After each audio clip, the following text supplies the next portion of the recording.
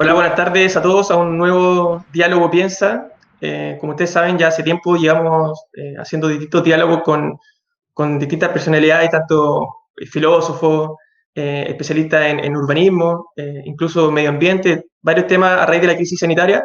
Y hoy día tenemos un invitado de lujo. Nos acompaña Hugo Herrera. Él es abogado de la Universidad de Valparaíso, perdón, doctor en filosofía y actualmente se desempeña como profesor en la Escuela de Derecho de la Universidad Diego Portales, además de columnista en diversos medios nacionales.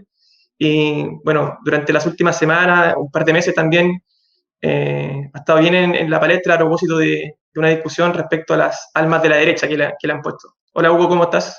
Hola Maximiliano, muchas gracias por la invitación. No, gracias a ti por venir. Bueno, le quiero decir a la gente una prevención. Estamos grabando este capítulo 28 de julio, día martes, a las 12:15. Es decir, estamos en medio de un cambio de gabinete dicen que va a ocurrir en media hora más. Así que seguramente vamos a hablar de ese tema, ya que a todo momento, a toda hora, están pasando cosas, al menos en la moneda. Bueno, y Hugo, gracias por estar con nosotros. Y a propósito de este tema, ya han sonado algunos nombres.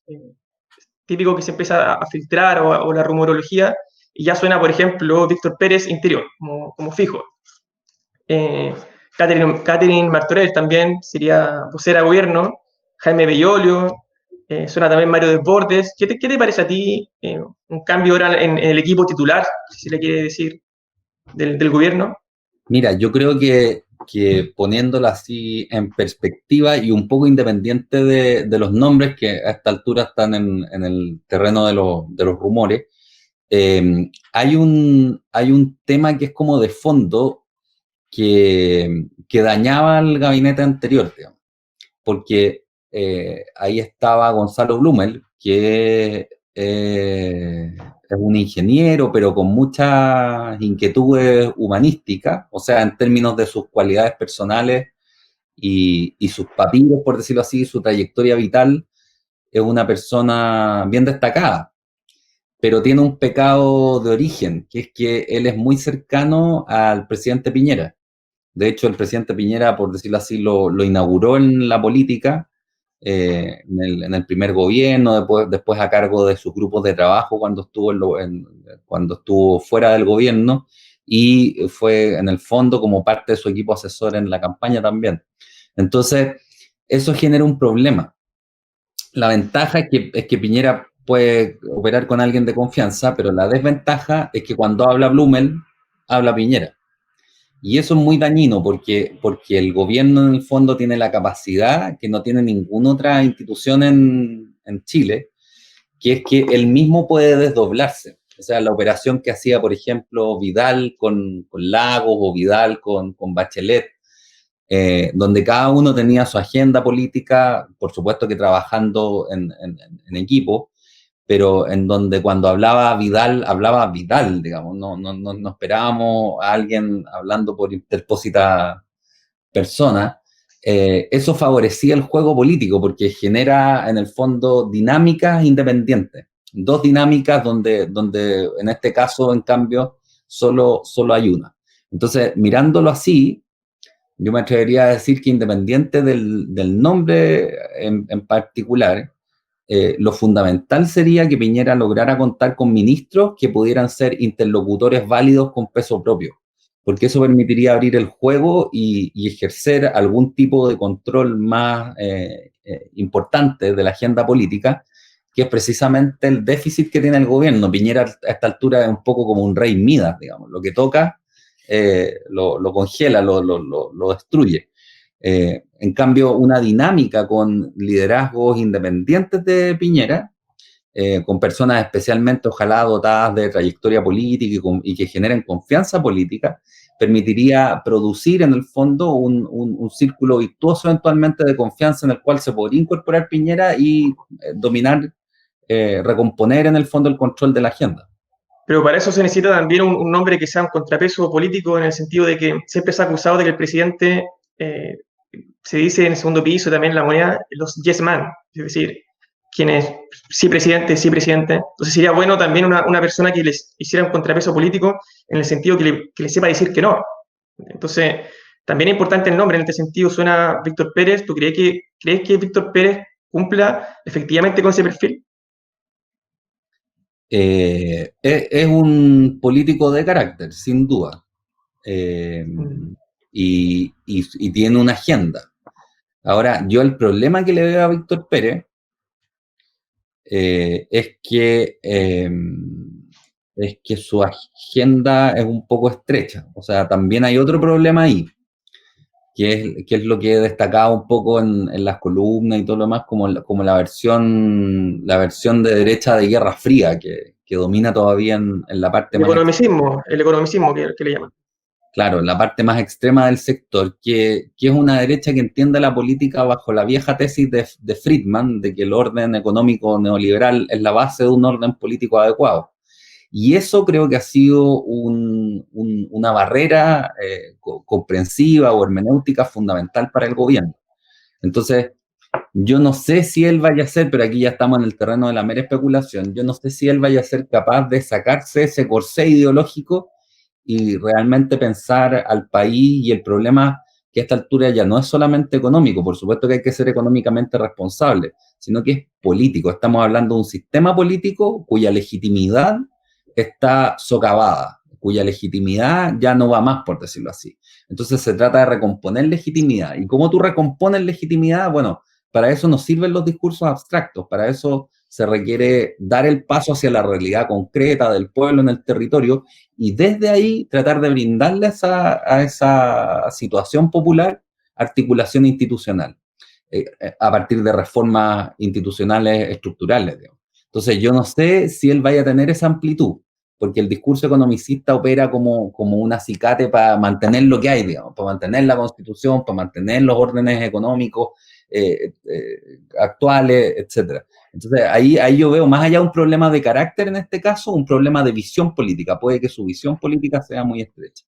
Bueno, esa visión política, así como tú lo comentas, vendría siendo una visión política que sirve más para hacer oposición que para hacer gobierno, en ese sentido. Yo creo que quizás por eso ha tenido tanta acogida ese discurso, porque la derecha está acostumbrada los últimos 20 años a hacer oposición. Entonces, es fácil hacer el contraste con el adversario político cuando se acoge esa visión de país. Y a propósito de esta derecha economicista, y otra que tú llamas derecha política, o que sí la han llamado algunos comentaristas, a mí me interesa mucho hablar sobre tu visión de comprensión política, porque tú siempre has dicho, o por lo menos ya hace más de 6 años, lo que pasa es que ahora la discusión se... De hecho, aquí tengo uno de tus libros, precisamente la derecha en la crisis del bicentenario. Creo que sería un bestseller hoy en día, en los últimos meses, quizás si hubiera sido publicado este año, una cuestión de alcance de época, pero claro, porque efectivamente hoy en día hay una disputa interna a la derecha. O sea, está clara, hay no lo diría una fractura, pero sí han habido conversaciones y una especie de tratar de reagrupar la derecha y tratar de delinear un camino hacia dónde va a ir la derecha hacia adelante. ¿Cómo ves este conflicto? Porque hay quienes lo ven de manera optimista. Personalmente soy optimista en el sentido de que creo que en buena hora llegó esta discusión, entendiendo que va a haber un proceso constituyente donde nos vamos a jugar básicamente cuáles son las bases de nuestra institucionalidad. Tiene que haber una visión conjunta, pensando también en cuáles son los candidatos a convencional constituyente. Si que las encuestas tienen la razón, ese sería siendo la modalidad de redactar una constitución. Pero yo creo que lo ven esto como algo pesimista, en el sentido de que este conflicto le puede hacer mal, teniendo en cuenta que queda poco más de un año de gobierno. Entonces, ¿cuál es tu visión respecto a este conflicto? Si es que llegó en buena hora o no, y cuáles son las dos, yo tengo un poco más no sé, he estado leyendo, conozco un poco más el tema, pero para que la gente sepa más o menos cuáles son las dos facciones, cuáles son los dos grupos, al menos que están en disputa. Mira, yo creo que, o sea, en ese libro ya advertía que el proceso de cambio ideológico de la derecha, si es que ocurría, iba a ser muy lento.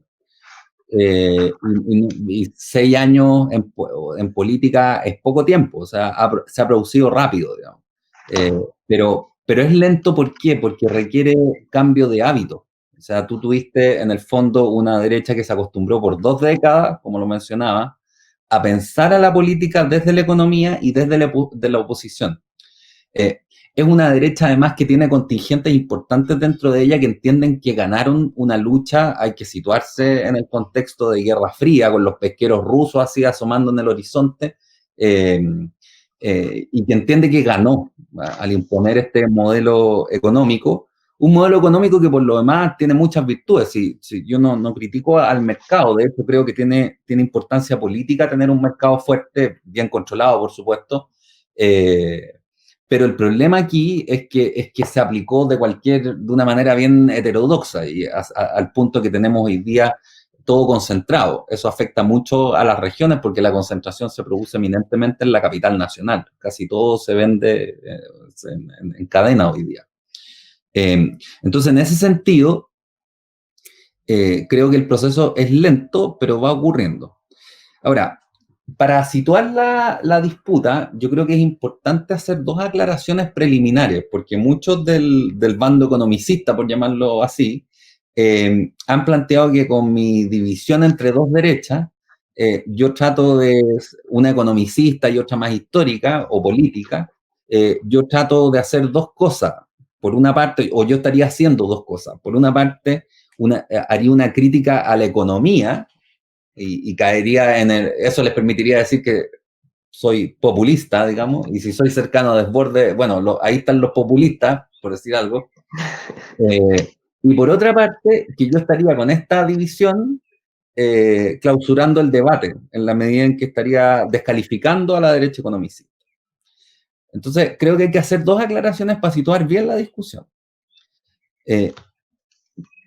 Por de pronto, mi crítica no es a la economía. De hecho, ahí están los textos y desde siempre he defendido la importancia política de un mercado fuerte, dotado de un mercado bien organizado. Eso hay que hacerlo institucionalmente.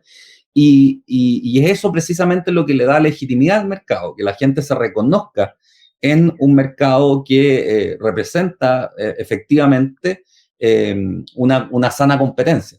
Ese es un ámbito, además, de financiamiento de la sociedad civil, que en el caso contrario, o sea, en el que todos los recursos se concentran en manos del Estado, impide o dificulta la libertad. Entonces, en ese sentido, es fundamental como articulador de un sistema político libre. Mi crítica no es a la economía, es al economicismo, o sea, bien preciso, el esfuerzo de reducir la política a la economía, como si bastara cumplir una especie de checklist económico y todo lo demás estuviera bien. Esa tesis se instala en Chile a propósito de Milton Friedman, en Capitalismo y Libertad, Milton, que es un texto programático en el fondo donde resume sus planteamientos. Milton Friedman plantea el orden económico, sostenemos, digamos, que el orden económico liberal es la base de un orden político adecuado. Lo demás os vendrá por añadidura, uno podría decir. Claro, y tú dices, haciendo paréntesis, que esa forma de pensar supone también un sometimiento a ciertas reglas preconcebidas. Es decir, acá habría como una especie de subsunción, en el sentido de que se configura una hipótesis, se aplica la fórmula, casi como si esto fuese una receta. Claro. Pasa esto, ocurre A, se aplica B y se acaba. Y tú dices que precisamente la política no es una cuestión de aplicación mecánica.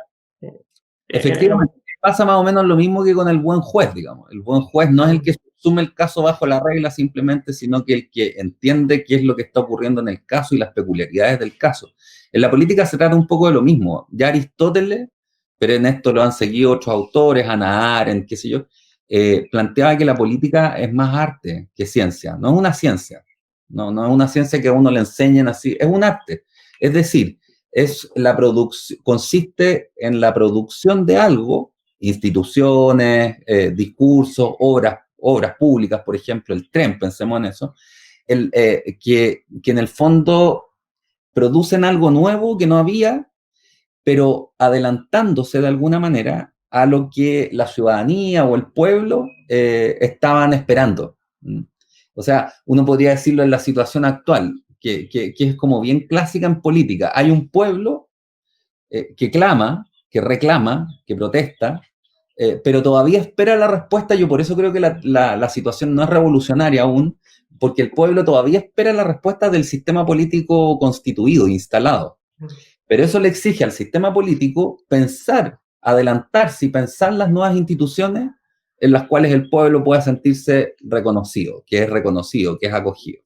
Entonces, en ese sentido, esa es como la base de todo lo, o sea, es al revés, digamos, no es la economía o cierto checklist económico la base de la política, sino que parece ser la producción de un orden legítimo, reconocido establemente, la base de cualquier posible desarrollo cultural, económico también y en todos los demás ámbitos. Esto además, esta tesis tiene una prueba histórica, porque efectivamente si nosotros pensamos en las instituciones fundamentales que nos rigen, el Parlamento, qué sé yo, la Presidencia de la República, fueron diseñadas por políticos, o sea, por personas que entendían que la tarea fundamental era producir un orden reconocido. Portales, Andrés Bello, Manuel Montt, los primeros presidentes, digamos, entendían eso. Portales era un desastre para los negocios y sin embargo entendía que para poder hacer negocios, y esa fue la razón por la cual se metió en política, se necesitaba producir un orden político institucional reconocido. Ahí fue el gran invento, por decirlo así, de entender que el pueblo chileno en esa época no tenía conciencia política nítida y era más bien pasivo. Entonces lo que hizo fue generar una presidencia de la República que se pareciera mucho a la monarquía. Uno puede criticar el autoritarismo del régimen portaliano, pero lo que no puede criticar es la capacidad comprensiva de Portales de entender la situación. Entonces, es al revés. Nadie menos que Rolf Luders, o sea, un Chicago, el único chileno que se doctoró con Friedman, tiene un estudio económico que yo siempre cito, al que siempre hago mención, que se trata del desarrollo económico de Chile. Y Rolf Luders plantea que el tiempo en que Chile más se desarrolló económicamente no es la etapa segunda de la dictadura y la primera de la concertación, como usualmente se dice. Ese fue un periodo muy cortito. El gran periodo de desarrollo económico de Chile, donde Chile se desarrolló más que el promedio de los países desarrollados o de los que después iban a ser desarrollados, es el que va desde 1830 a un momento, dice Luders, en el cambio de siglo. Ahí Chile es cuando más creció. Y bueno, esa es la República Portaliana con las modificaciones liberales de los años 60 y 70. Entonces, es como al revés, digamos. Hay que entender que considerar la situación y tratar de darle un cauce institucional de despliegue en el cual el pueblo pueda sentirse reconocido, respetando, por supuesto, las reglas de la moral, tratando de respetar las reglas de la economía. Bueno, eso es la base del florecimiento moral, espiritual y material de la nación. Entonces, aquí está como invertido el orden de los factores. Entonces, ese es el primer punto de aclaración, digamos, por el que voy desarrollando la respuesta a tu pregunta. Por una parte, mi crítica no es a la economía, eso sería torpe, digamos, tratar de construir castillos en el aire, hacer política sin economía, sino que entender que primero hay que recomponer la legitimidad política. Y esa es la tarea a la que está sometido el gobierno hoy día. Segundo, yo creo que el debate actual no es impedido por esta distinción que estoy haciendo, digamos. A mí me preocupa, por ejemplo, que basta que uno haga una posición distinta a la ortodoxia neoliberal para que le caigan las penas del infierno. Populismo, peronismo a la chilena, me han dicho, o sea, de todo tipo de calificativos sin intentar reparar en que no estoy planteando algo revolucionario, digamos. Estoy revolucionario para la derecha chilena, que es muy pequeña de mentalidad.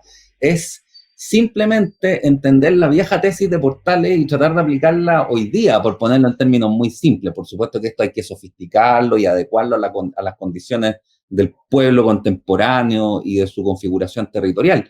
Pero al contrario, es lo que busco es recomponer una tesis que está en las tradiciones de la derecha. Y en ese sentido, desde el libro que tú mostrabas, digamos, desde octubre, he tratado de rehabilitar las tradiciones de pensamiento de la derecha, y no solo la nacional popular, por decirlo así, la de los ensayistas, de Góngora, Encina y Edwards, sino también la social cristiana, también la liberal.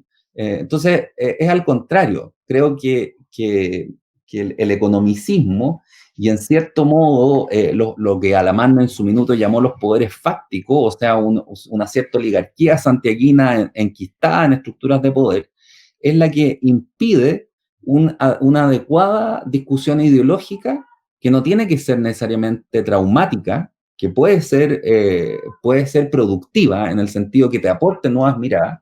Y yo creo que por ahí es donde tiene que encontrar su camino de pobreza ideológica a la derecha, porque ocurre lo siguiente: el discurso economicista no tiene posibilidades de éxito hoy día en ningún foro libre, no convence, porque es muy estrecho, no es demagogia, digamos, no es que yo quiera aplauso y los otros no lo consiguen, es que es demasiado estrecho como para comprender plausiblemente la situación, entonces la somete, y por tanto no es defendible. Entonces, Pero, creo ¿y qué pasa? Porque esa es una crítica tuya que tú haces digamos, a la derecha más extrema, pero también que yo creo que es más fácil de identificar, por ejemplo, con la izquierda más extrema, que también aplica la misma lógica de sometimiento a ciertas reglas, pero en este caso no son reglas económicas, sino sometimientos a ciertas reglas morales.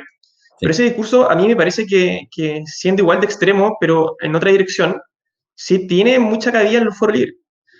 Y no sé qué opinas tú, pero a mí me da la impresión, y yo creo que esto se ha exacerbado desde octubre, que, digamos, la izquierda más dura, Frente Amplio, Partido Comunista, tiende a dualizar la discusión, crea una dicotomía entre buenos y malos, y esto lo vi muy claramente, yo escribí un par de columnas sobre esto, que pasó a principio de la crisis sanitaria, cuando había al parecer, porque este es como el método, al parecer, que era salud o economía, o sea, eran términos contradictorios, era uno o lo otro. Y lo primero que hizo la izquierda más radical fue decir, esto es la salud, hay que priorizar la salud, y cualquier cosa que fuese en favor de la economía, pero digamos hay que ir por la salud por una cuestión moral. O sea, quien se diera un punto en favor de la economía estaría cometiendo una inmoralidad. Entonces, eso serían los malos. Por eso que se propone, en principio, cuarentena total nacional. Digamos, la propuesta más radical en favor de ese elemento. Y cualquiera que hubiese dicho no, cuarentena parcial o otra medida, era tildado de inmoral, de hecho, de asesino incluso. Entonces, Claro. pero ese discurso yo veo que sí logra su cometido en el sentido de que la gente lo compra. Y también en los foros libres, incluso profesores destacados, bueno, acá en Valparaíso también hay algunos, que realmente van por 60 y hacen la división entre bueno y malo. Entonces, cuando alguien, eso igual contamina el debate político y el debate público, porque cuando alguien se percibe de derecha y al tiro es tildado como de asesino o de que trata de defender cierta oligarquía, y cuando uno se siente o declara ser de Frente Amplio o de mala izquierda, es visto como digamos, con ganas, este es de los buenos. Y yo creo que ese discurso es más difícil de distinguir que el otro, en el sentido de que también todas las personas de cierta forma quieren pertenecer al bando bueno, ¿sí? Cada uno quiere ser el héroe de su propia historia. Y esa épica, esa mística que tiene el Frente Amplio y el Partido Comunista, yo creo que se está decantando en ciertas formas en las cuales, incluso en las salas de clase, en las universidades, y yo creo que efectivamente ese discurso sí está ganando terreno. Y yo creo que últimamente ha corrido bastante el cerco. No sé qué piensas tú, pensando que también es el otro extremo, pero que sí tiene cabida, al parecer. Sí, yo estoy de acuerdo con lo que tú dices, mira, yo lo plantearía de la siguiente forma. Marx es más sólido que Friedman, digamos, o sea, reconozcamos los méritos académicos e intelectuales de los pensadores, y uno podría decir que las raíces, por decirlo así, por llamarlas de algún modo, del pensamiento de la izquierda más extrema, se nutren de fuentes que son más sofisticadas que las fuentes de las que se nutre la derecha, llamémosla economicista. Además, hay un segundo factor, y es que los defensores de las tesis más extremas de la izquierda son, por decirlo así, intelectualmente o ideológicamente mejor preparados, más dotados que los representantes por llamarlo de algún modo, del Chicago gremialismo. O sea, si tú pones a un lado a Fernando Atria y al otro lado a Jovino Novoa, por decir algo, bueno, tú ya tienes un indicio, o a Luis Larraín, tú ya tienes un indicio del tipo de argumentos que puedes esperar.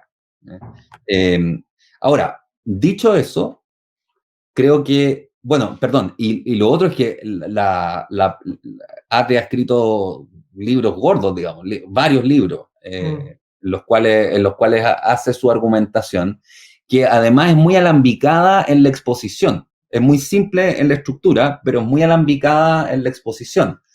Lo que hace que para entenderlo realmente tú hayas tenido que tener algún tipo de formación en la especie de escuela que él arma con sus ayudantes y con sus alumnos, y en la cual a través de un año entero les inocula, por decirlo así, los contenidos. Entonces, hay, por decirlo así, tanto una articulación, una fuente que es más robusta, representantes que son más dotados ideológicamente y toda una actividad de formación que facilita el proceso.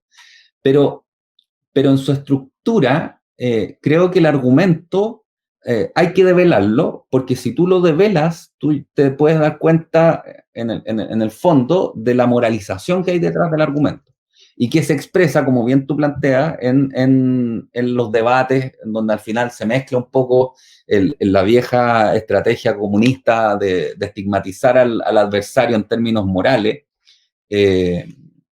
no siendo ellos tampoco muy morales, por decir algo, porque quien saluda al líder de Corea del Norte, la verdad es que tiene un problema con los derechos humanos. No, y de hecho, pues, uno podría incluso decir que es inmoral moralizar la discusión también. Bueno, además, ¿qué es lo que trato de plantear? Yo escribí tiempo atrás también otro libro donde la segunda parte del libro sobre la universidad, la segunda parte del libro se la dedico un poco a Atria. Y ahí trato de plantear, mira, voy a tratar de hacerlo bien breve, pero en el fondo las tesis de Atria son estas. Primero, hay un mercado que es un ámbito como institución, así como está organizado, es un ámbito de alienación, es un ámbito de egoísmo, donde, donde la pregunta por el otro puede omitirse, donde yo no tengo que preocuparme de mi hermano. En ese sentido, el mundo de Caín. Mundo de Caín, efectivamente. Entonces, en ese contexto hay alienación, hay división entre los individuos. Por otra parte, hay otro contexto al que lo llama la deliberación pública, toma aquí una idea kantiana en el fondo, que en el ámbito público yo estoy obligado a esgrimir argumentos que tengan a la vista la generalidad. Los argumentos que tienen por fin mi propio beneficio no tienen posibilidades de tener éxito. Entonces, en la deliberación pública, Atria cree ver la posibilidad de la realización del comunismo, o sea, de una situación en la cual no solamente no sea necesario el Estado, sino el mercado, y también donde hay un reconocimiento, él lo llama así, radical del otro. Es como una comunidad universal radical alcanzada por la vía de la deliberación y de estos argumentos capaces de persuadir. Tercer punto de la tesis, de su propuesta, el mercado, hoy día, sin embargo, la deliberación pública está corrompida. ¿Por qué? Porque hay mercado. Y el mercado entonces vuelve los habitúa a los individuos a ser egoístas y a no pensar en el otro, y a cuando influyen que cuando van a deliberar públicamente, operen estratégicamente, no operen conmovidos por el otro y por la racionalidad de los argumentos, sino que en el fondo vayan ahí a defender intereses con las cartas tapadas, ¿no? Y hacer como que defienden a los demás, pero no lo hacen. Cuarto, y esta es la propuesta, hay que desplazar al mercado, hay que abolir el mercado en áreas enteras de la vida social. Él lo plantea así, idealmente de todas, en verdad. Es la propia lógica del argumento la que te lleva a ser un enemigo del mercado. Si el mercado como institución es ámbito de alienación, entonces hay que abolirlo. Pero estratégicamente es bueno ir por partes, para no producir una reacción armada, digamos, como habría ocurrido en Chile. Entonces, a través de la eliminación del mercado, que significa lo mismo en la práctica que concentrar el poder económico y el poder político en manos del Estado, tú irías avanzando hacia la plenitud. Esta tesis tiene dos problemas fundamentales, hay más, por supuesto, pero yo diría son dos, estas cuatro tesis así resumidas. Primero, que el mercado no es necesariamente un campo de alienación, hay experiencias colaborativas múltiples de artistas, por decirlo así, que se reúnen a inventar algo o nuevos emprendedores que tienen una idea y que colaboran. De hecho, lo que se llama hoy día la economía naranja. Claro. Uno consume en general, esto está más o menos probado, no para uno usualmente, sino para sus cercanos, para su familia y el entorno social. Entonces, por una parte, el mercado es un ámbito donde, bien organizado sobre todo, tú puedes encontrar cierta plenitud, y no solo la mayor eficiencia del mercado, sino estas otras que he estado mencionando. Además, el mercado tiene una importancia política en la que reparé al inicio de pasada, que es que solo cuando tú tienes un mercado fuerte y un Estado fuerte, por supuesto, un Estado fuerte y más o menos regulado, bien regulado, digamos, adecuadamente regulado, tú tienes una esfera de poder civil independiente del Estado. En cambio, si eso no existe, el poder político y el económico se concentran y las posibilidades de disentir se eliminan, digamos, o se deterioran. En fin, la deliberación pública, este es el segundo argumento, no es necesariamente un ámbito de plenitud, porque la deliberación pública, por su propia lógica, es universalizante, tiende a universalizar, a favorecer solo los argumentos usualmente aceptables. En último término, es el problema este de lo políticamente correcto. Podría ser la deliberación pública llevada al extremo la tiranía de lo políticamente correcto, de lo aceptable. Pero ¿qué pasa con lo nuevo, con lo raro, con lo extraño, con la intimidad del individuo? Todo eso queda fuera de la razón universal. Eso no es sometible a una razón universal. Eso es singular, por decirlo así. Entonces, el modo de operar de la deliberación pública al final es como una máquina de moler carne también de la interioridad de los individuos, de su intimidad y de lo nuevo, de lo extraño, de lo excepcional. Entonces, creo que por esas dos vías la propuesta de Atria es altamente compleja para el ser humano, para su libertad. Eh, Pero parece ser atractiva. Parece atractiva, efectivamente, porque tiene en sí misma esta idea básica de que el que se preocupa por los demás es generoso, claro, y por tanto bueno, y el que se preocupa solo de sí mismo es egoísta y por tanto malo. Pero yo diría al revés, las Hannah Arendt planteaba esto: pura publicidad es el reino de la pose. Fíjate en esto, nosotros en este momento estamos expuestos y estamos vestidos, qué sé yo, más o menos aseados, más o menos ordenados. En público nosotros tendemos a posar. Y eso tiene una virtud y tiene una desventaja. La virtud es que el decoro nos vuelve más o menos presentables para los demás y no desagradables, por decir algo. Al menos de acá hacia arriba, que yo abajo estoy con pantuflas. Claro, con traje de baño. Pero tiene el defecto de que cuando imagínate que tú estuvieras toda tu vida, así como un reality, expuesto a las cámaras. Sería terrible. Tendría que estar posando todo el día, porque igual uno posa, te fijas, yo escojo las palabras, trato de mirar de una cierta forma. Todo eso es pose al final y te cansa. Tú tienes que tener un ámbito de intimidad. Y ese ámbito de intimidad, en el fondo, es el que resguarda hasta cierto punto la sociedad civil. Sí, a propósito, nuevamente, volviendo un poco al medio disperso, pero volviendo un poco a lo, me refiero yo preguntando medio disperso, no la respuesta, pero volviendo un poco a las almas de la derecha, nuevamente, ¿cómo ves tú la derecha preparándose para un proceso constituyente? Esto lo digo a propósito de la discusión del 10%, si bien ya pasó una semana, 2 semanas, ahí sí hubo un remesón importante. De hecho, yo creo que no está muy claro todavía de si era una cuestión de principio o no. Algunos partidos entienden que sí, otros que no. Y uno puede entender que exista ese desajuste quizá a nivel parlamentario, entendiendo, bueno, yo soy bastante crítico también por cómo se ha configurado últimamente el poder, en el sentido de que creo que se ha intentado atraer cuotas de poder, se llevan candidatos que quizás no piensan en términos tan políticos como tú señalas, sino más que nada al candidato que puede traer los votos. Básicamente ha habido un aumento en personas que son de la farándula o de la televisión que entran en política, porque después se espera que ellos voten disciplinadamente. O sea, es un negocio para todos, políticamente. Pero yo creo que la situación actual y las discusiones que vamos a tener el próximo año, que son discusiones profundas, que ameritan también una sustancia, digamos, más, algo más que solamente la pose, sí es importante saber qué tipo de derecha se va a articular en ese proceso constituyente. Entonces, ¿tú crees que esta vertiente política logre ganar terreno y en cómo se traduciría en una eventual constitución esa vertiente, porque van a haber discusiones profundas. No creo que Sí. sea lo mismo, o sea, básicamente nos jugamos el futuro de Chile, no quiero ser tan catastrófico, pero nos jugamos el futuro de Chile en un año, de cuál va a ser las bases institucionales que nos van a regir en 30 o 40 años. O sea, ¿cómo ves tú que decante este conflicto, por lo menos desde el punto de vista de la derecha?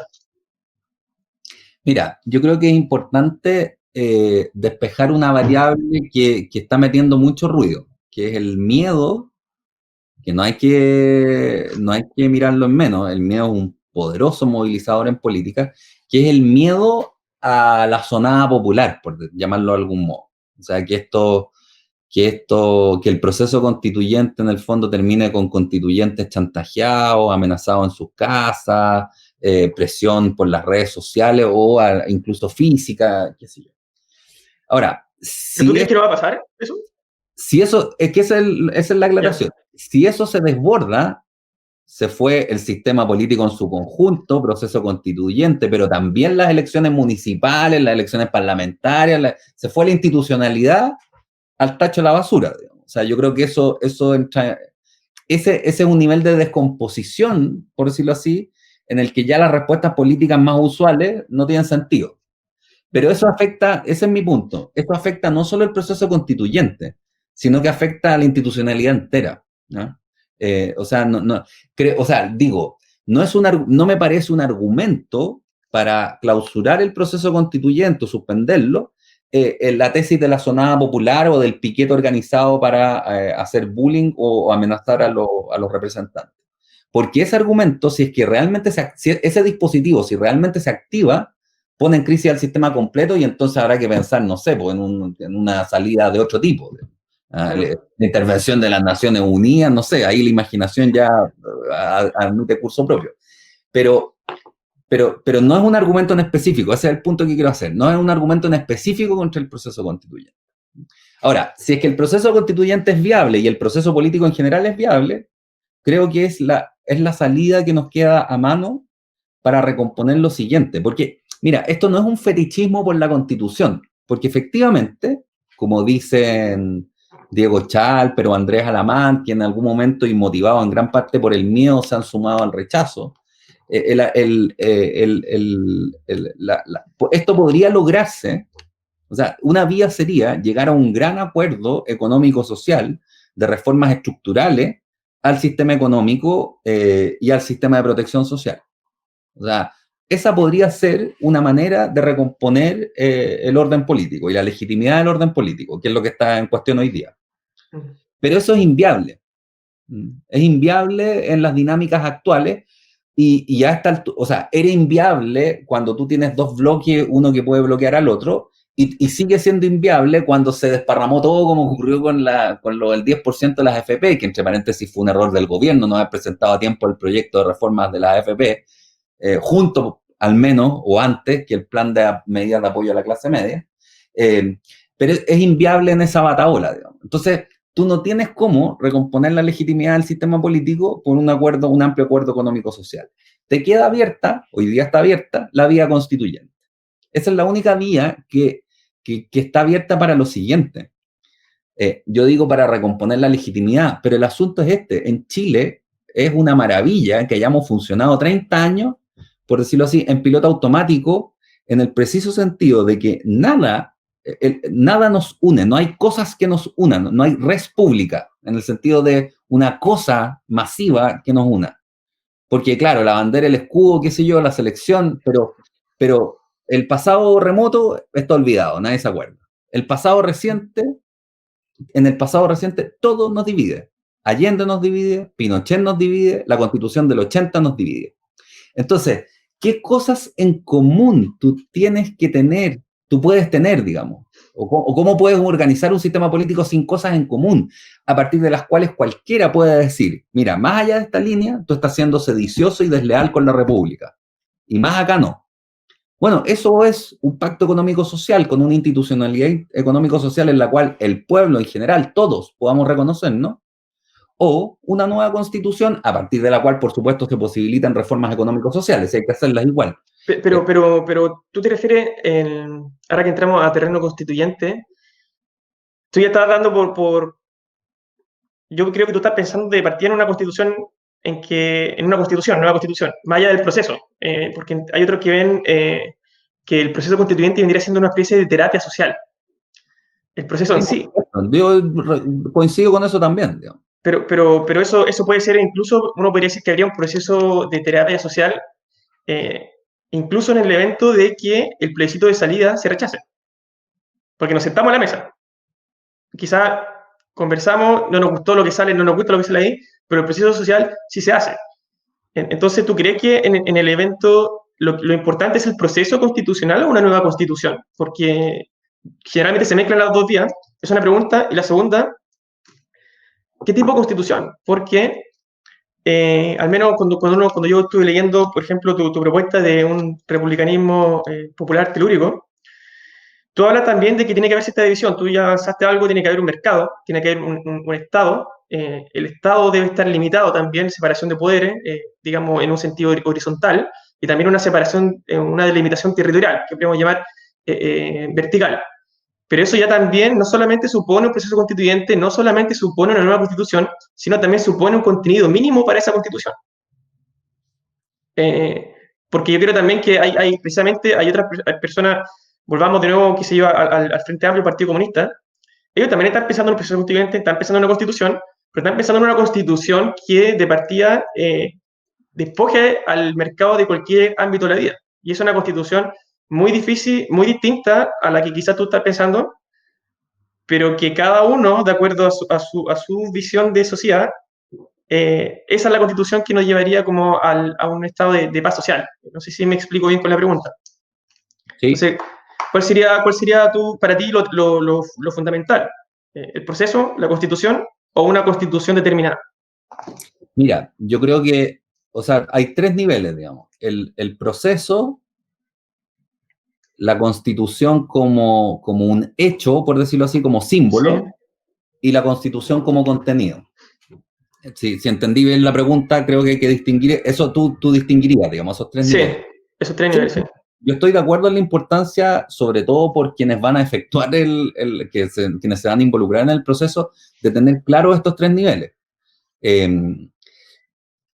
muy importante el proceso y entenderlo efectivamente como un proceso terapéutico. Puede sonar un poco dramático, pero yo lo diría de encuentro, bajo esta premisa de que no hay nada salvo habitar este país, digamos, que nos una.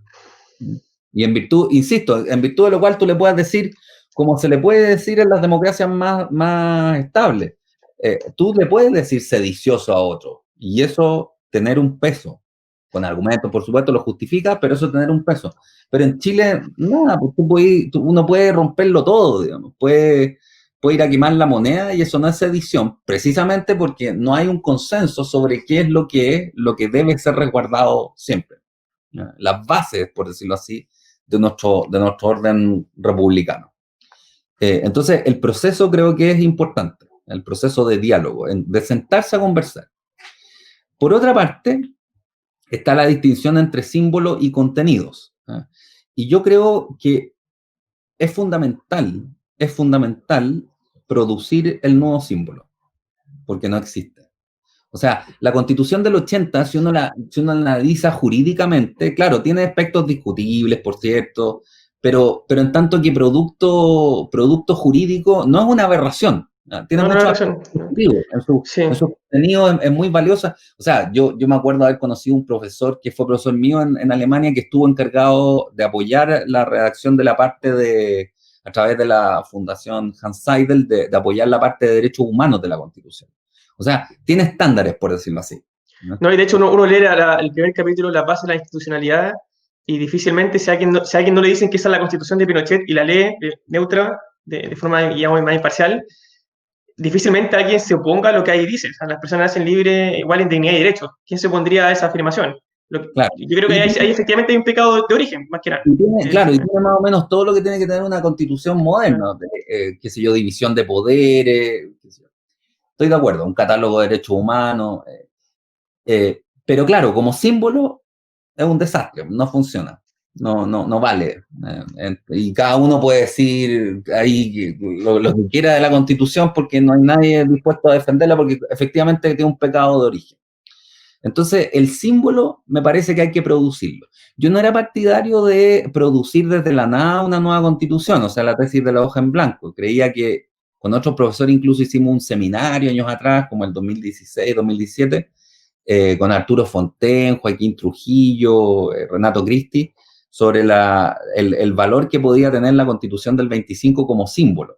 Porque la gracia de la constitución del 25 es que además de que con todos los problemas que tuvo en su minuto, pero fue producida en democracia, tiene la gracia de que se remite a la Constitución de 1830. 33, sí. Claro, 33, perdón. Se remite a la Constitución del 33, y esa Constitución a su vez se remite a la del 28.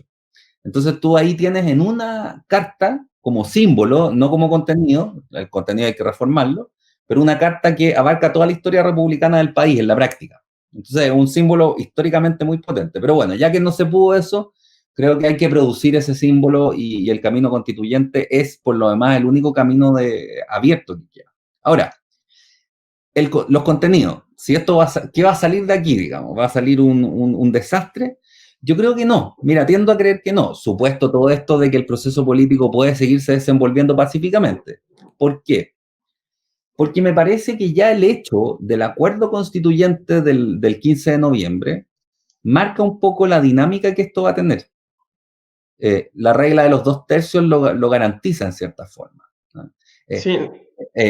Y es que los moderados en un sentido muy, muy amplio, pero los más moderados van a tender a prevalecer, los que están dispuestos a entender al otro y no a imponer su agenda simplemente, van a tender a prevalecer sobre los extremos. O sea, dicho en práctico, yo me imagino mucho más a un Mario Desbordes negociando con Heraldo Muñoz y Elizalde que a la Jacqueline Van Rysselberghe sentada con Daniel Jadwe, negociando los contenidos constitucionales. Entonces, tú necesitas 2/3. Después está la amenaza de Atria de que lo que no entre en la Constitución va a ser materia de ley simple, entonces así la propiedad, por ejemplo, va a quedar fuera de la Constitución y vamos a poder arrasarla o qué sé yo, restringirla severamente, la propiedad privada.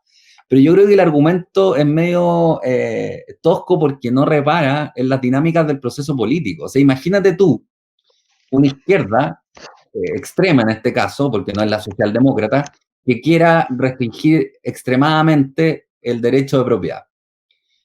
Bueno, en ese momento las fuerzas más moderadas, y a eso se va a sumar, por supuesto, la derecha más extrema, le van a decir, bueno, entonces hagamos lo mismo con tu catálogo de derechos sociales, pues. Se va entero de la Constitución. No tiene sentido lo que está No, proponiendo. y también a mí me gusta mucho un argumento, ya está más jurídico, que en otro diálogo nos dio Eduardo Dunate, que era que la Constitución habilita, por lo menos para modificar derechos fundamentales, es la Constitución la que tiene que habilitar a la ley. Entonces alguien Claro, podría decir, establecemos el derecho de propiedad, pero no establecemos, por ejemplo, que va a ser limitada en razón de su función social por la ley.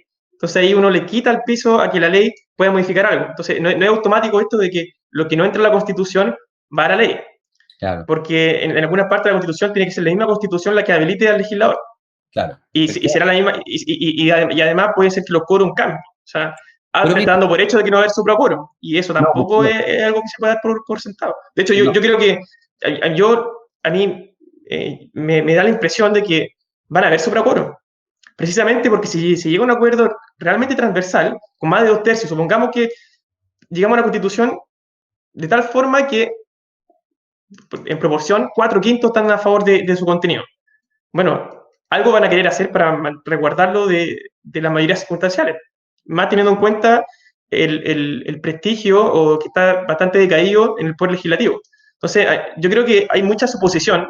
Yo también estoy de acuerdo contigo, o sea, yo soy optimista por un tema de los quórum, también por ahí que hay una cláusula también donde no se puede modificar el carácter de república, se tienen que respetar los tratados internacionales, pero sí también trato de ser bastante, me abro bastante al argumento en contra, en el sentido de que sí encuentro que hay algunos argumentos que son razonables, precisamente porque quizás este proceso constituyente no tome en cuenta algunos aspectos históricos que tú mencionas.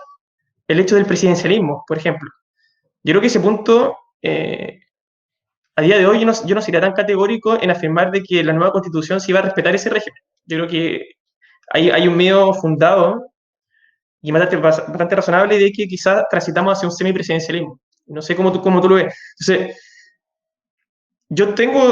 soy optimista en cuanto al proceso, pero entiendo que también existe un riesgo, y parece ser un riesgo cada vez más patente, de que ciertas cuestiones que nos identifican a nosotros como nación sí tengan un cambio, pueden tener un cambio brusco, que Sí. que desconozcan nuestra historia republicana. Mira, yo respecto al argumento a ver, respecto a lo anterior, yo creo que junto con los argumentos jurídicos que se puedan esgrimir, creo que hay que confiar en el proceso mismo. Mira, Aristóteles plantea el siguiente problema. ¿Por qué le vamos a confiar el gobierno al pueblo? Si resulta que en Atenas era Asamblea Popular. Si resulta que si uno los analiza estáticamente, el ramillete es bastante mediocre. O sea, hay porros flojos, tipo amigos de lo ajeno, y a eso les vamos a pedir gobernar, a gente que muchas veces es incompetente. Pero Aristóteles decía, bueno, pero es que otra cosa es la dinámica. La dinámica se parece a un banquete donde cada uno lleva lo mejor que tiene.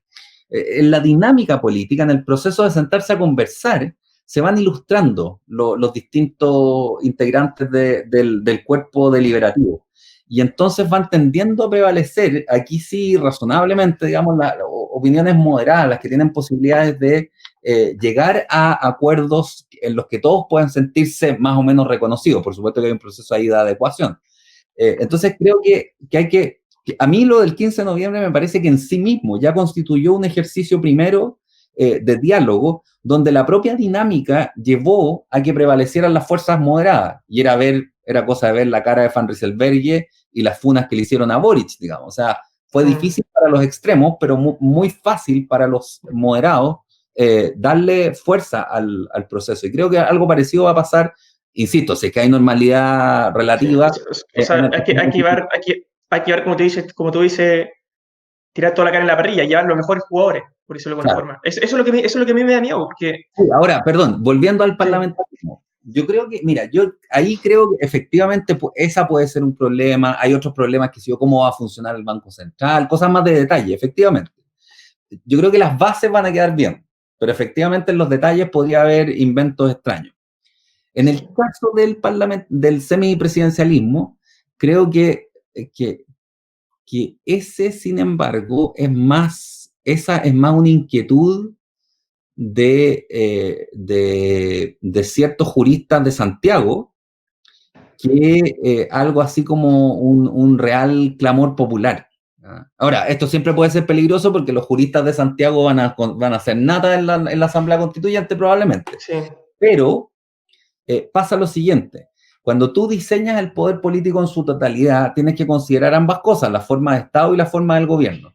Y yo creo que en Chile, yo tiendo a coincidir en que la figura del presidente es fundamental. Hoy solo que tuvimos la mala suerte de tener no muy buenos presidentes en los últimos periodos, pero la figura es fundamental. Es la única autoridad.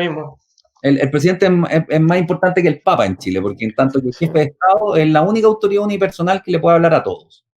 Y sin embargo, creo que efectivamente hay que dividir el poder. Pero tú tienes dos maneras de dividir el poder: o debilitar al presidente en relación al Parlamento, que esa es la tesis parlamentarista o semipresidencialista, porque el parlamentarismo en verdad es unidad de Parlamento y presidencia y gobierno. Porque el gobierno se genera en el Parlamento, se genera en la Asamblea y depende de ella. Entonces la mayoría parlamentaria es lo mismo que el gobierno. Entonces hay concentración del poder. Pero entre el semipresidencialismo y un presidencialismo, creo que mejor que esa alternativa, o sea, semipresidencialismo, es dividir el poder territorialmente. Porque eso es lo que... Ese punto, eso quería llegar. Porque ese tema es el gran ausente, yo diría, en la discusión actual. Claro. O sea, todo al final se lleva al plano horizontal, o sea, presidencialismo como si fuese una disputa entre el Congreso y el Ejecutivo, pero no hay división territorial, o sea, no hay poder regional. Yo sé que tú has escrito harto también sobre esto, nosotros también en Piensa estamos bien velando harto por el tema de la descentralización, Y a mí me extraña que ese no sea un tema de verdad, lo encuentro insólito que no sea un tema que esté instalado como prioridad en la agenda política, pensando en un proceso constituyente. O sea, yo creo que ahí esa es la llave maestra. Si que Sí, nosotros logramos tener un territorio, no tantas regiones, porque aparte que tenemos una carbonada de razones por las cuales se crean las regiones, o sea, tenemos regiones que se crearon en el año 74 por decreto ley, luego tenemos regiones y por una cuestión de mando, de tener mando militar, digamos, una estructura vertical, con regiones que se han creado últimamente que tienen digamos, un espíritu más cultural, es decir, regiones que se perciben a sí mismas, que por decirlo de alguna forma adquirieron la conciencia de ser un pueblo instalado en un territorio específico, que comparten cierta cultura transversal, y ellos deciden que se les reconozca esa calidad. O sea, tenemos una cuestión de mando, o sea, regiones que nadie sabe por qué son regiones, con regiones que últimamente se han autopercibido como independientes y han logrado un cierto margen de reconocimiento. O sea, hay una carbonada de razones y falta que quizás arreglar el mono. O sea, dicho así, bien en simple, por ahí también tú lo has dicho, crear regiones lo suficientemente robustas como para poder hacerse cargo de sus propios problemas territoriales. Porque lo que estamos hablando nosotros ahora en esta conversación se decide todo 10 cuadras a la redonda. O sea, uno va a Santiago y se decide Chile, quizás le estoy dando mucho, incluso más espacio. En 5 cuadras a la redonda está Chile. Eso, ahí se toma toda la decisión. no, yo estoy Claro. totalmente de acuerdo. Mira, creo que hay un tema así como más filosófico a partir del cual hay que considerar el asunto territorial. Estoy de acuerdo en que la institucionalidad territorial chilena es paupérrima, no existe, digamos. O sea, un subsecretario es más importante que un intendente en Chile, cuando la cantidad de gente sobre la que inmediatamente puede decidir es mucho más la del intendente. Los problemas son mucho más acuciantes. Si tuviera el intendente competencias políticas, sería mucho más relevante a que el subsecretario tuviera más competencias políticas. Es una anomalía en cualquier país razonablemente estructurado. Las regiones son muchas, qué sé yo, una cantidad que no guarda ninguna relación, y como dices tú, tampoco ningún sistema, digamos, pero ninguna relación con el poder efectivo que tienen las regiones, con sus cuadros humanos, con su desarrollo cultural, etc. La relación, además, mira, en todo esto incide lo siguiente: el que vive en región entiende la importancia de algo que el santiaguino no capta. Yo soy viñamarino y viviendo en el exilio, digamos, pero hay algo que el santiaguino no capta.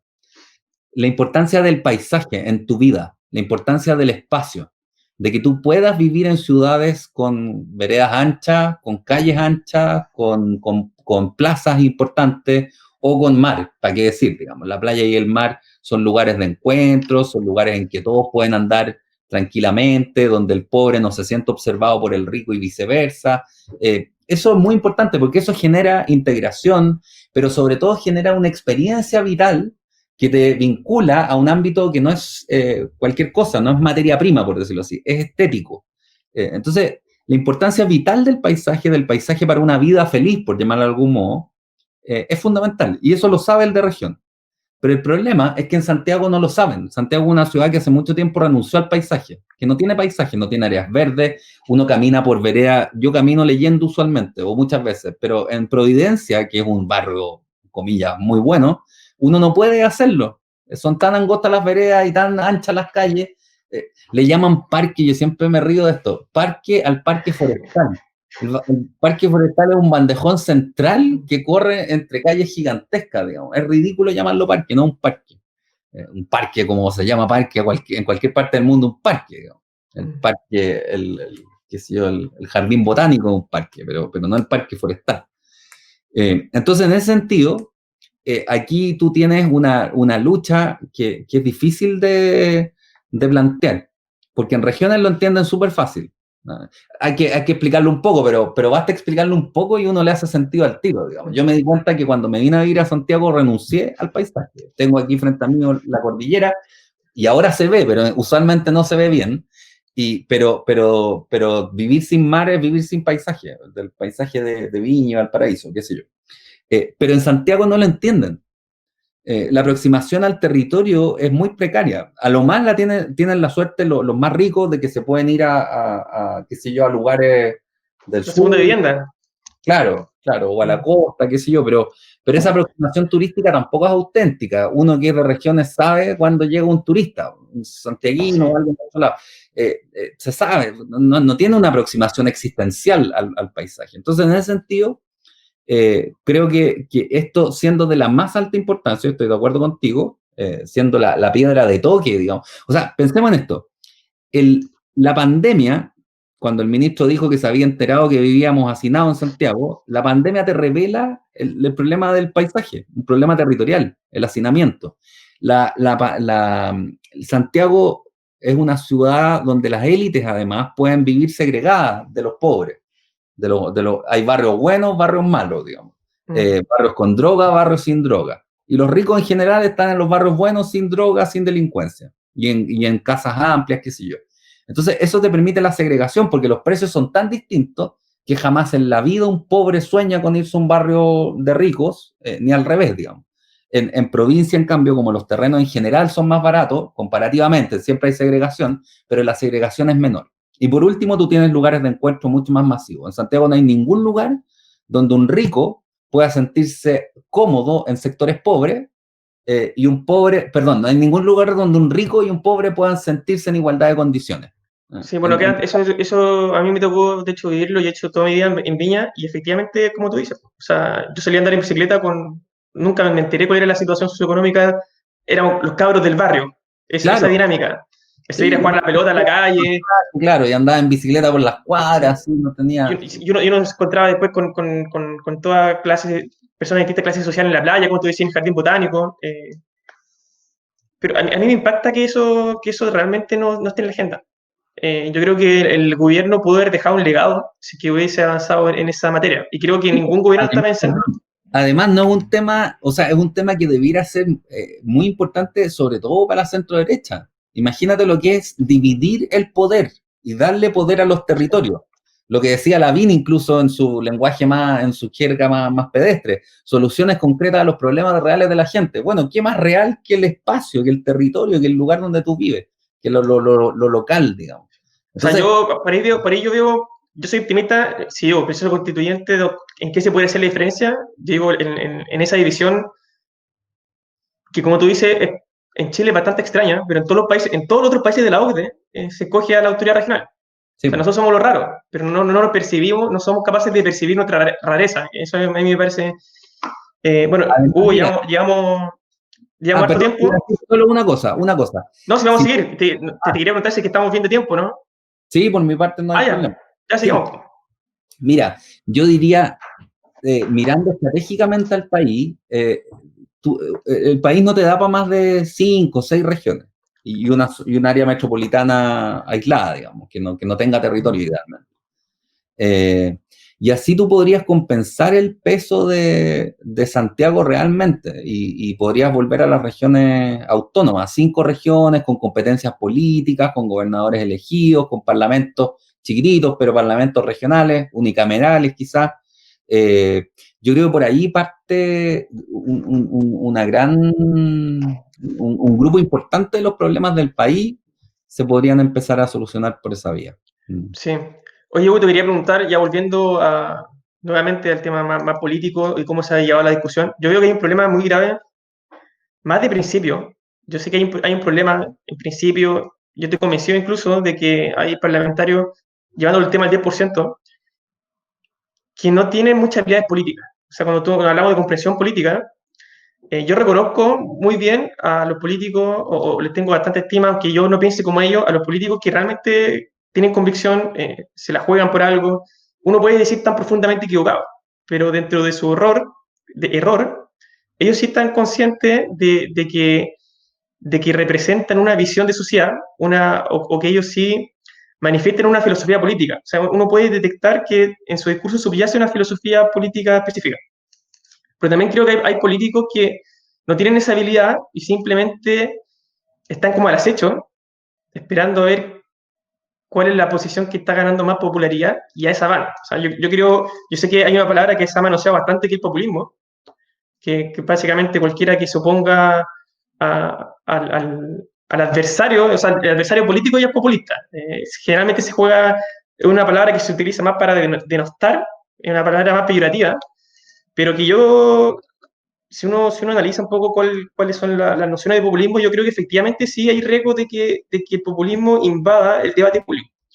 Porque cuando hay personas que en el debate del 10% eh, dicen, yo estoy a favor del 10% en el sentido de que no hay otra alternativa, se probaban otras cosas, ya, ahí hay por decirlo de alguna forma, una manera de pensar. Prioridades, hay un sistema, si uno quiere decirlo. Pero cuando alguien dice, yo voto por el 10% porque yo voto con el corazón, el mismo voto, o sea, la misma solución, que tenga una vía de justificación distinta. O sea, yo creo que el problema hoy día político en gran parte es de la justificación política. O sea, el cómo uno justifica un argumento. No sé qué opinas tú al respecto y si crees que efectivamente el populismo es un elemento que está entrando ya con fuerza en el debate público. Mira, yo distinguiría, yo haría una distinción importante entre la demagogia, por llamarla de algún modo, o ya francamente el rasquerío de simplemente entregarse a lo que pide la calle o las encuestas, del populismo. El populismo en teoría política tampoco es nuevo. Hoy día se habla como si con Trump hubiera aparecido el populismo, pero el populismo está bien estudiado y está bien aprendido como fenómeno político. El populismo usualmente se dice de un régimen que descansa más que en los sistemas representativos, en los elementos identitarios de la democracia. O sea, en el contacto directo de un caudillo con el pueblo, que de cierto modo logre interpretarlo y ser aclamado por el pueblo, como que se electrifica el pueblo, se electrifica y se le prende la ampolleta al caudillo, una cosa así, y el pueblo se siente conducido por el caudillo.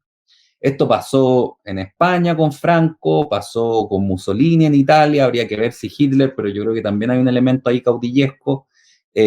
Pasó con Oliveira Salazar en Portugal, pasó y qué sé yo. Los últimos son Chávez, Maduro, bueno, se dice que los Kirchner tenían algo de populista, y Trump hasta cierto punto, no obstante que la democracia norteamericana es mucho más institucionalizada que lo que ocurre con Venezuela hoy día, por ejemplo.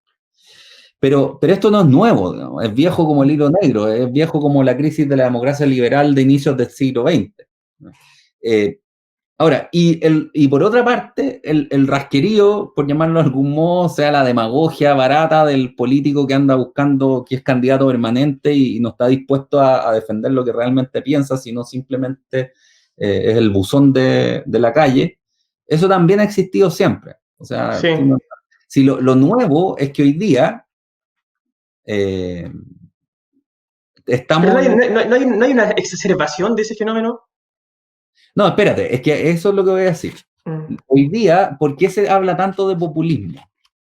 Porque, por una parte, tú estás en un proceso de ebullición popular, hay una crisis de la institucionalidad general, y eso significa lo mismo que decir el pueblo está descontento y está mucho más activo, protesta, inunda las redes sociales, qué sé yo, con todo el valor que eso pueda tener. Yo soy más bien escéptico ahí, pero igual las inunda. O sea, tú tienes un pueblo mucho más activo. Entonces es mucho más fácil remitirse a ese pueblo, que usualmente estaba callado en los primeros 20 años de la concertación, estuvo en silencio, comparativamente. Entonces, tanto desde la izquierda como desde el centro y la derecha, es mucho más fácil decir yo voto con el corazón porque realmente estamos conmovidos y punto. No tiene mayor costo eso. Y por otra parte, este orden, por decirlo así, este momento de ebullición popular, te genera miedo.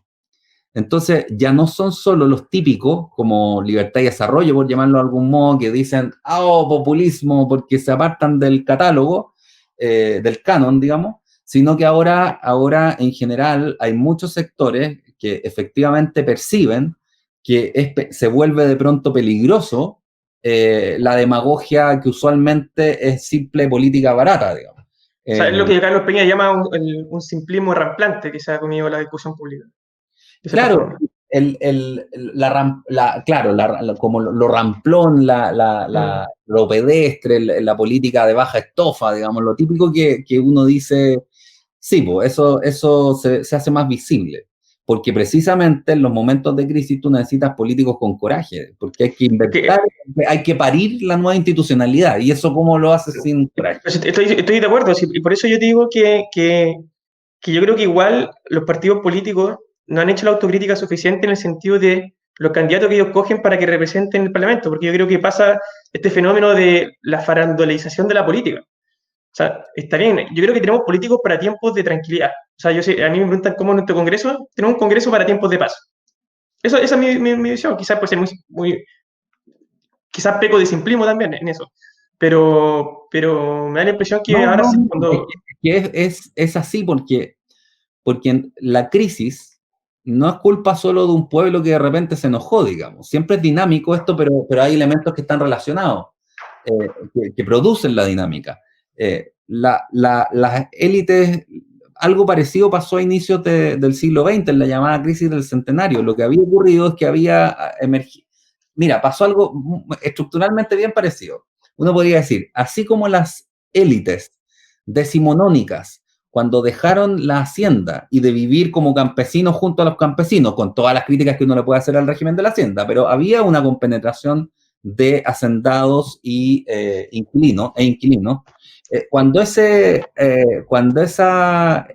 élites se fueron del campo a la ciudad a vivir en mansiones lujosas en Santiago o en París, entonces perdieron el contacto con la situación concreta de los gobernados.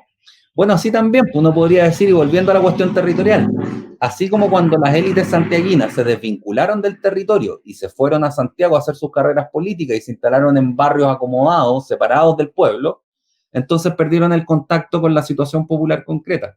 Yo creo que la situación es muy parecida, digamos, ¿no? Sí, pero de hecho tú hablas de que en ese caso, en la crisis del centenario, hay una clase social emergente, digamos, un proletariado intelectual.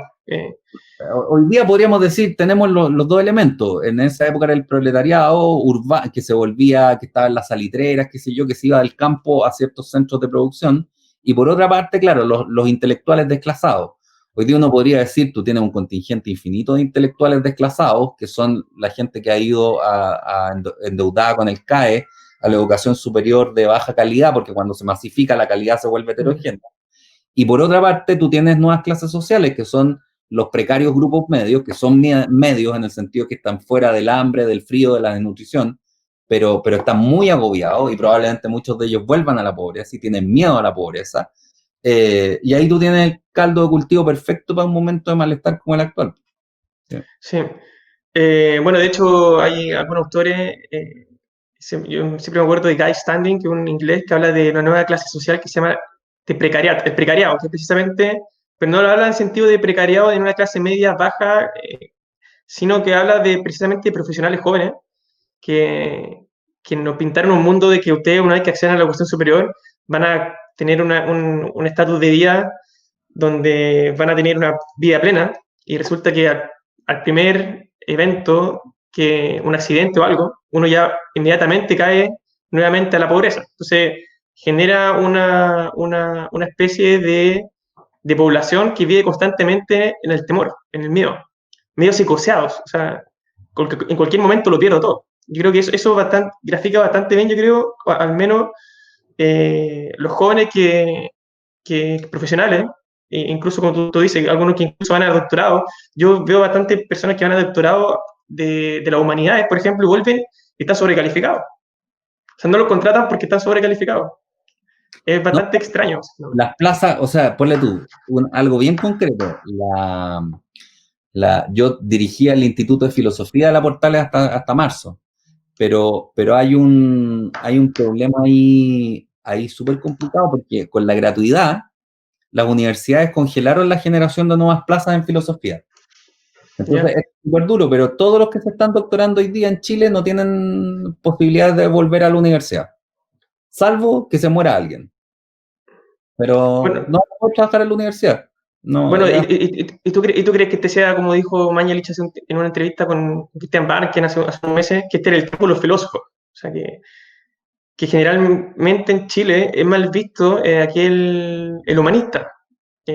Existe como una exacerbación también de las carreras que son técnicas, que son más del ámbito matemático. ¿Para qué decir de los ingenieros comerciales? Que es una carrera bastante típica. No tengo nada contra ellos, pero uno cuando va a otros países y habla de ingeniería comercial, eh, dicen, esto se parece a business, pero no existe la carrera propiamente tal como acá en Chile, que se ha ido como ocupando todos los espacios. Y si tú crees que realmente hay ahora una vuelta o se va a dar una revalorización de la humanidad. Sí, yo hablaría más de las humanidades en Sí, general que de la filosofía, porque en Chile no hay una tradición, la mía probablemente, más para atrás uno puede contar personas individuales, Pablo Yarzún, Roberto Torretti, así, Esquella, pero bueno, Esquella es más del mundo del derecho, pero más individualidades, pero no hay una tradición de un cuerpo de filósofos que están investigando según estándares, digamos. Eso es nuevo, eso te diría que es de mi generación así masivo. Entonces, me remitiría más a las tradiciones más antiguas, la historia, por ejemplo, el derecho, sí, las humanidades cultivadas con más tiempo en Chile, con cierto nivel de excelencia y con contingentes de alumnos muy buenos tradicionalmente. La historia además dependió mucho tiempo de derecho, si uno va a Góngora, qué sé yo, eh, Jocelyn Holt, son abogados también, Bernardino Brau, por nombrar algunos historiadores. Eh, pero creo que es importante reparar tanto en la importancia de las humanidades, porque te permiten hacer reflexiones de tipo más comprensivo general, sobre todo en temas que son así tan poco científicos, y donde se requiere pensar qué significa comprender ahí, como la política, que está afectada por un dinamismo que la vuelve más parecida al arte que la ciencia. Pero también creo que es importante volver sobre un tema que era relevante para los autores ya en el centenario, que es la educación técnico-profesional. Pero no en el sí, sentido no en el sentido este de como un elogio de la racionalidad económica. No, es importante tener economistas, por cierto, con mirada amplia. Es importante tener ingenieros que te hagan los puentes y los túneles y los puertos. Es importante también, sin embargo, tener cuadros técnicos bien preparados en el nivel técnico profesional, de la formación técnica y de la formación profesional orientada a transformar la realidad más que especularla. Francisco Antonio Encina en 1910 escribió Nuestra inferioridad económica y decía que Chile tenía la posibilidad de transformarse en un país desarrollado solo si, porque no tenía muchas extensiones de terreno, porque no tenía muchas capacidades antiguas, digamos, humanísticas, solo si pasaba del estado extractivo en el que se encontraba su economía a un estado de transformación y agregación decisivo de valor a sus productos. Y eso requería contar con cuadros de trabajadores y de mandos medios técnicos. Entonces decía, por mucho tiempo nos dedicamos a especular, pero no se inculcó en los niños el deseo de transformar la realidad. Y mira que hay una verdad así como bien profunda, digamos, como meter las manos a la tierra y transformar la tierra.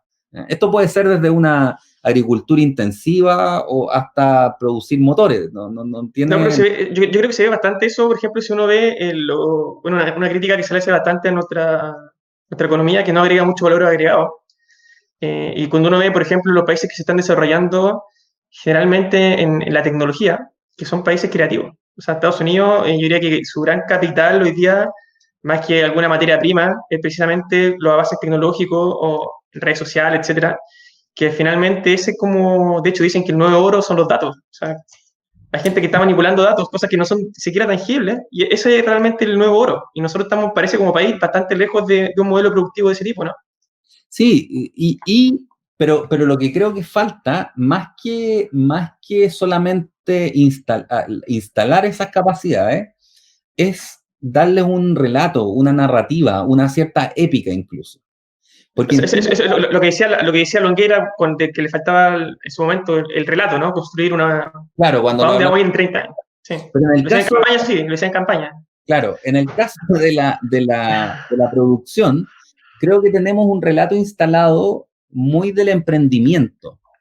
Pero aquí no es Ya. esto de lo que se trata. Yo creo que eso de ser emprendedores, creadores, que más un país de emprendedores que de empleados. Yo creo que ese no es el punto. Porque nadie nace, bueno, hay gente que tiene vocación de empresario y eso está muy bien, pero es un grupo muy pequeño.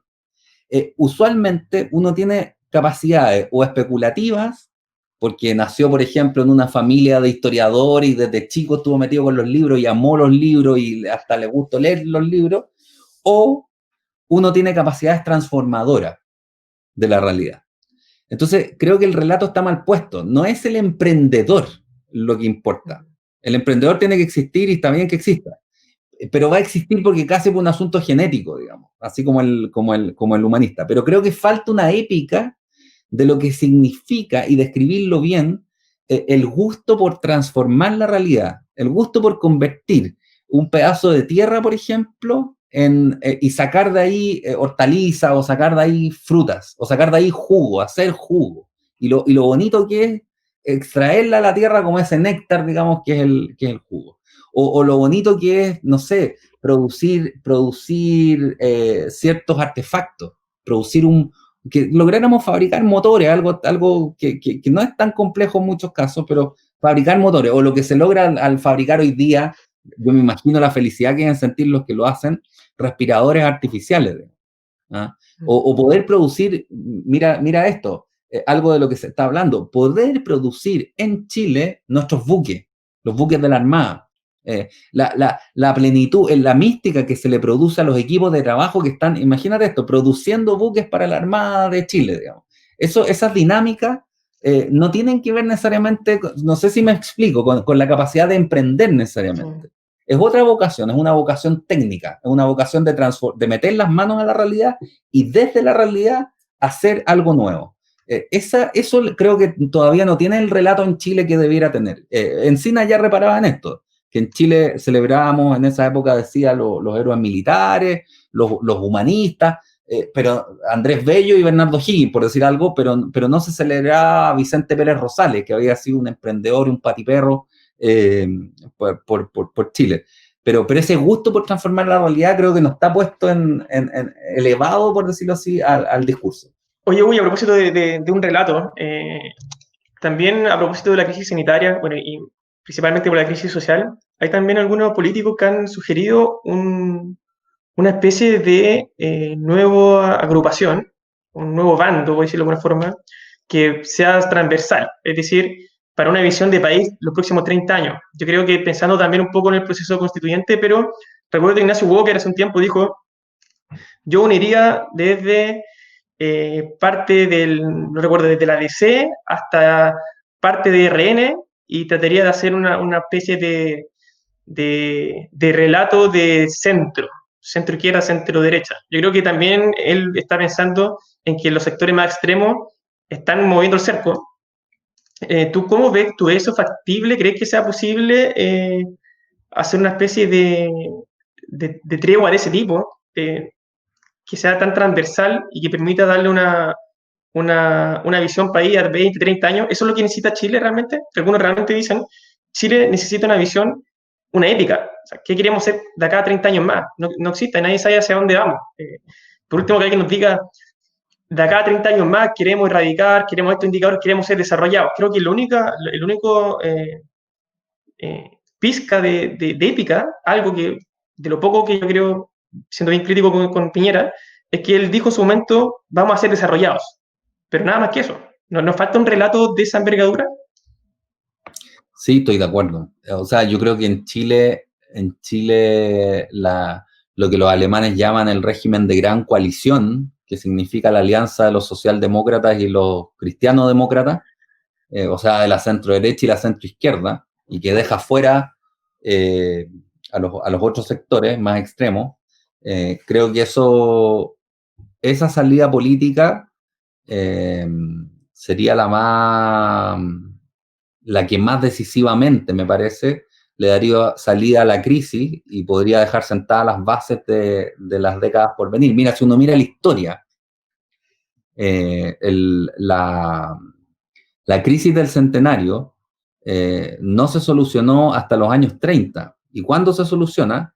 Cuando Alessandri, que era de izquierda, de alguna manera traiciona los ideales más radicales de la izquierda y los abandona y pacta con la derecha.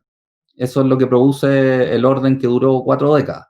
Yo creo que hoy día si no, es esa la vía más rápida. ¿Te fijas? Yo creo que, por supuesto, que no, habría que ver si el asunto está maduro en el nivel del contexto político, ¿no? Porque me da la impresión de que todavía, por ejemplo, en el gobierno, es muy importante lo que tenga que decir el ala más dura de la UDI, y todavía lo fue en la nueva mayoría, es muy importante hoy día la ex nueva mayoría, es muy importante lo que diga la izquierda, Partido Comunista, los más radicales del Frente Amplio.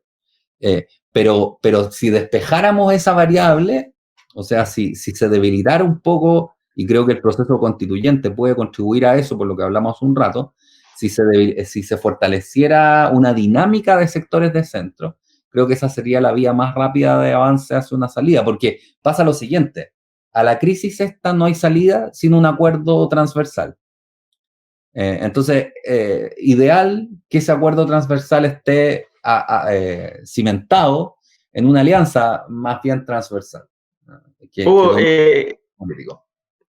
Bueno, quiero recordarle a la gente, este diálogo está en 2 partes, llevamos harto tiempo conversando, y esto está siendo grabado martes 28.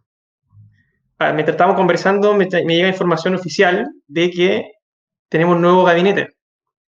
¿Qué opina el ministro de Interior, Víctor Pérez? Jaime Bellolio, la Secretaría General de Gobierno. Cristian Monkenberg, Express. Carla Rubilar, Desarrollo Social. Andrés Alamán, Cancillería. Mario Desbordes, Defensa. Mira, yo creo que son todos los nombres, salvo el de Víctor Pérez, que me genera las dudas que te mencionaba. Es un potente, ¿no? Debe ser el gabinete quizás más potente de este gobierno, ¿no? Sí, están todas las principales fichas políticas. Todas las holográficas, diría un amigo. Están todas las holográficas en el álbum. Sí, creo que Alamán en relaciones exteriores está bien. Desbordes en defensa está bien. A mi gusto hubiera sido mejor Interior con uno de estos 2 nombres. A mí me parece, yo soy más cercano a Desbordes, pero creo que él y Alamán lo hubieran hecho mejor que Víctor Pérez en Interior, probablemente. Ahora, démosle el beneficio de la duda a Pérez. Monker en Express me parece bien porque él tiene experiencia parlamentaria y ha sido presidente de Renovación Nacional, entonces tiene capacidades ahí que no son simplemente las de un operador, como parece hacer Claudio Alvarado. Y Velorio creo que es súper bien. Pues, no, Víctor Pérez de Regiones, ojo, también ahí hay un... Salimos de las 10 cuadras.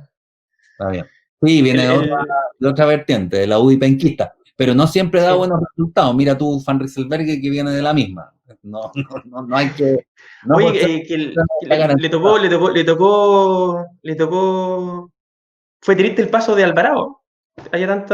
Siendo tan reconocido, diría, transversalmente por su trabajo en el Congreso. Sí, es que yo creo que lo subieron un peldaño que no está... Él estaba bien en lo que estaba haciendo, como operando en el Parlamento. ¿Y Blumel qué te parece? Bueno, aparte de lo que ya dijiste delante de Blumel en cuanto encarnaba la voz de Piñera, viene siendo un triste adiós, de cierta forma, ¿no? Porque, no creo, ¿sabes? ¿No? Porque Blumel no se vio dañado así mortalmente como Chadwick, por ejemplo. Y si bien ejerció en un momento de crisis y en que había que poner la cara por un gobierno que se venía cuesta abajo en las encuestas, todos le reconocen ciertas cualidades humanas. Y eso, en política no hay cadáveres, dicen. O sea, es muy joven. Yo creo que bastan, que se dio un periodo de años y va a volver. No, yo creo que no es el final de Evópoli, se nota que pierde alta incidencia Evópoli. Le queda solamente como rostro fuerte Briones. Y en buena hora, porque mira, Evópoli me parece que ha hecho un papelón en toda esta crisis. El último suceso fue la renuncia de la patética que puse yo de Hernán Larraín, que fue como un cuetazo entre operación política y gesto altruista malentendido. han sido hiper ortodoxos y con y ninguna flexibilidad y ninguna empatía con la situación. A mí me extrañó el papel de Bópoli, debo decir, me extrañó mucho el papel de Bópoli en la crisis social, en octubre. Yo pienso que Bópoli era en el papel el llamado a cumplir el rol un poco de desborde, de articular un poco, tratar de buscar una salida alternativa. No Yo creo que son, ahí se lo comió desborde, solo se comió Bópoli, por lo menos la crisis social. a esta altura son una promesa fallida. Ahora, dicho eso, creo que Briones es un buen ministro, digamos, ¿no? Además que tiene una sensibilidad política importante, tiene una formación como economista, es muy bueno, pero tiene como las dos patas. Yo creo que él vuela con vuelo propio, no es por ser Evópoli que está ahí y está bien, digamos. Sí, no, yo creo que el gobierno apostó a ordenar a sus partidos, pues sí, sí es lo mínimo, eso, las dos veces la misma torpeza. Este fue como un golpe sobre la mesa, ya un poco de Sebastián Piñera, que se le exigía un poco de poder poner orden en el gallinero, por decirlo de alguna forma. O sea, No, al revés, que yo creo que necesita un gabinete desordenado, en el buen sentido del término, no un caos, pero un gabinete donde haya pluralidad de opiniones, donde haya gente que, por decirlo de alguna manera, le pueda decir presidente. le haga peso, que le haga el peso, claro. Sí, Claro, o sea, porque si no, Alamán, Deporte, claro, cuando tú no. esa dinámica va a ser extraña, sí. ¿Eh? O sea, Sí, no, pero mira, recoge, son políticos viejos, se conocen y sí. yo creo que mira, yo he aprendido algo, en política tienen el cuero bien duro, así que no, las peleas pasadas no necesariamente garantizan peleas futuras. Ya, ¿te Entonces, gustó entonces, te gustó este gabinete? en términos generales sí, con la duda respecto a Víctor Pérez, sí. Recoge de cierta forma lo que tú dices, las cuatro vertientes de la derecha. Sí, Sí, porque tengo entendido que tú considerabas que estaba media cojo lo nacional popular, ¿o no? también, pues ahí está firme con desbordes, claro. Ya.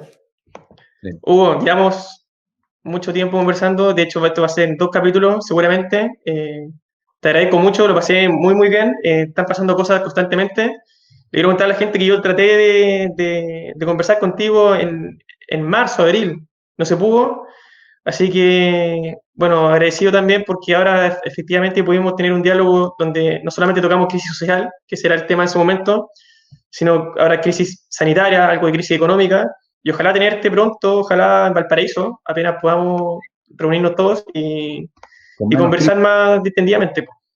Y un vinito puede ser también por ahí de todas en maneras. alguna ocasión. Pues. ¿Alguna lectura o alguna película o algo que recomiendes? Generalmente dejo un espacio para que los Ah, invitados nos expliquen qué es lo que están haciendo. mira, a mí me gustan mucho las películas de Mike Leigh. Yo lo recomendaría a él como director más que una película puntual. Mike Leigh, Ya, un Mike director Lee. británico que tiene películas muy, muy, muy buenas. Y libro para leer en este tiempo, yo Uno que recomendaría. sea tuyo, uno que no sea tuyo, No, no, para que no venga claro. tan de cerca la No, recomendación. no, no, no. El ensayo histórico sobre la noción de Estado en Chile, de Mario Góngora. Está en Góngora. memoria chilena, así que lo pueden bajar, descargar.